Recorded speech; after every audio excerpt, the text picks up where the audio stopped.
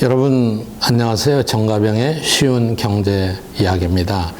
얼마 전에 제가 워렌 버핏 소개해드리면서 지수를 사라, ETF를 사라 이렇게 워렌 버핏이 권고했다는 말씀을 드렸었죠.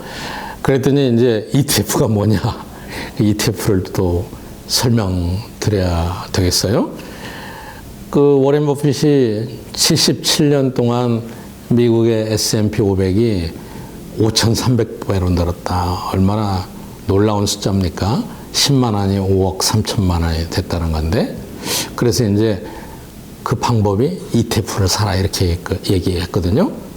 그런데 ETF를 여러분 이해하시려면은 우선 간단히 주가 지수를 한번 생각해 보죠. 우리나라에도 주가 지수가 있습니다. 코스피라고 하죠. 코스피. 한국의 이제 종합 주가 지수죠. 여러분 물가 지수처럼 주가가 이제 모든 종목을 다 포함해서 평균적으로 얼마나 올라갔느냐 그런 것들을 얘기하는 게 주가 지수 아니겠습니까? 미국에도 주가 지수가 있죠. 다우 지수. 다우는 이제 30개 큰 기업, 다우 30 지수 이렇게 얘기하죠. 큰 기업. S&P 500은 500대 기업의 주가 변동. 그리고 이제 나스닥은 나스닥 시장에 상장되어 있는 기술, 벤처 회사를 중심으로 한 주가 지수 이렇게 얘기하잖아요. 근데 ETF는 영어 원래 표현은 Exchange Traded Fund예요. 그래서 ETF라고 얘기하는데, 여러분이 펀드를 사시면은 100만 원어치 펀드를 사신다. 그러면 이제 그 펀드에 어디 투자하느냐가 다 나와 있죠. 뭐 중동, 중국, 또 뭐 기술 이런 거 이제 그 돈을 받아가지고 펀드 매니저가 그때그때 판단을 해가지고 어느 주식을 사고 어느 주식을 팔고 막 이렇게 합니다. 그리고 이제 펀드 매니저는 수수료를 받고요. 그런데 이제 ETF는 어떻게 하느냐면은 예를 들어서 S&P 500 지수를 반영하는 ETF가 있어요. 그러면은 이 ETF는 그 펀드 매니저가 직접 어느 주식을 사고 팔고 하는 과정을 그냥 S&P 500이 변하는 대로 거기에 맡기는 거예요.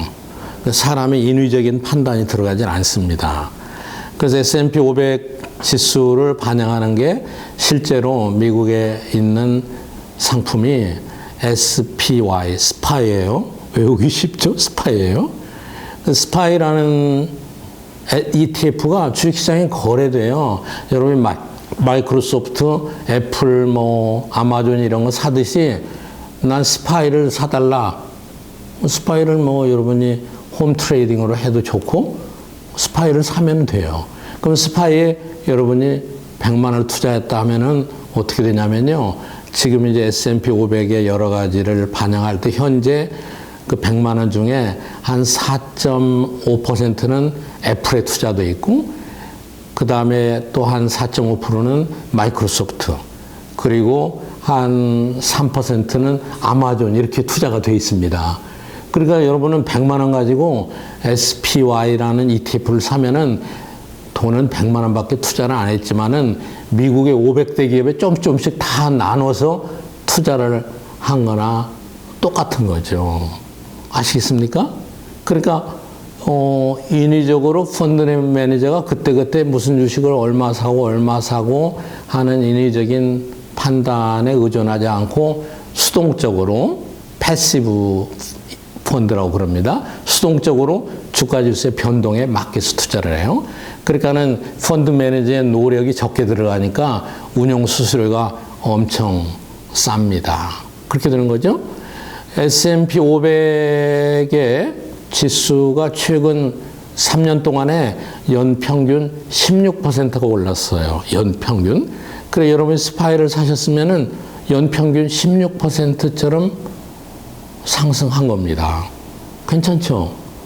제가 이렇게 얘기를 해도 그럼 구체적으로 어떻게 하라 소리냐.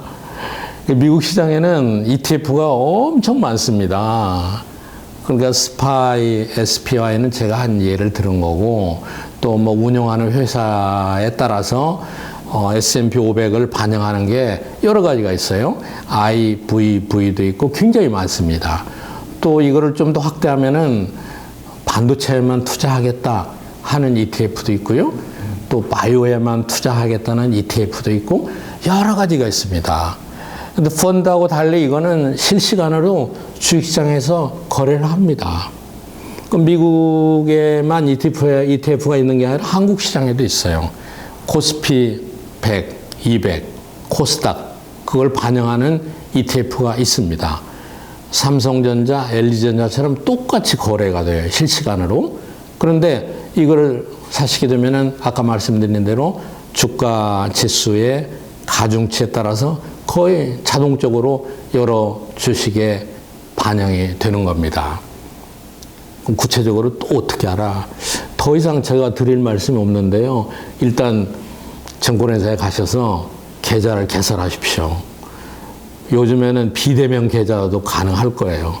그럼 계좌를 가입하시고 그 다음에 이제 홈 트레이딩 시스템으로 여러분이 컴퓨터 잘 하시는 분들은 거기다 프로그램을 깔고 그 다음에 송금도 하시고 거기서 미국 시장이 열릴 때 저보다 그런 건 더 잘하시잖아요. 사는 방법이 다 있습니다. 그럼 사세요. 그리고는 놔두세요. 오렌 버핏의 얘기를 따라간다면은 연금 투자를 한다? 한 30년 좀 놔둬 보세요. 제가 왜 미국 주식만 얘기하느냐? 오렌 버핏을 얘기하니까 미국 주식만 얘기하고요. 또 하나는 미국 주식이 상대적으로 한국보다 변동성이 적고 지속적으로 계속 상승했어요.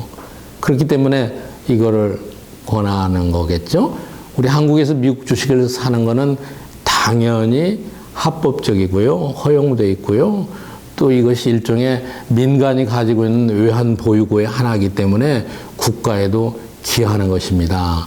물론 여기에도 리스크는 많이 있죠. 환율이랄지 이런 여러 가지가 있습니다만은 그래도 워렌 버핏처럼 부자가 된 사람의 얘기를 우리가 외면할 수가 없죠. 여러분 시도해 보세요.